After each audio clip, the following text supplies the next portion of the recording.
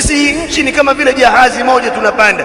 Wasikubali mtu mwingine kufanya uharibifu na wewe ukafurahia, hasa Muislamu, kwa sababu kaida ya maisha mazuri haipo kwenye kuharibu miji.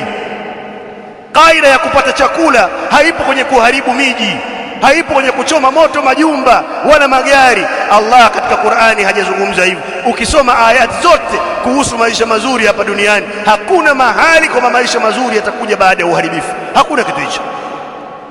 Walau anna ahla alqura, na lau watu wa miji amanu, wangelimwamini Allah subhanahu wa ta'ala, wattaqau, na wakamcha Allah, la fatahna alaihim barakatin minas samaa, tungeliwafungulia sisi baraka zetu kutoka mbinguni, wal ardhi, kadhalika na ardhini. Walakin kadhabu, lakini watu wamekadhibisha.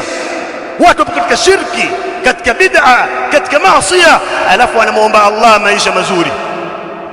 Wamsujudia sanamu, wamsujudia ng'ombe, alafu muomba Allah maisha mazuri. Kwa nini usirudi katika maelekezo ya Allah subhanahu wa ta'ala? Nabii Nuh anawalingania watu wake, faqultu astaghfiru rabbakum, nikawaambia muombeni msamaha Mola wenu.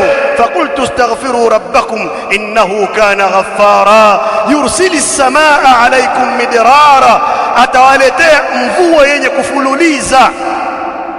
Msamaha, ukatajua msamaha, ukatajua mvua.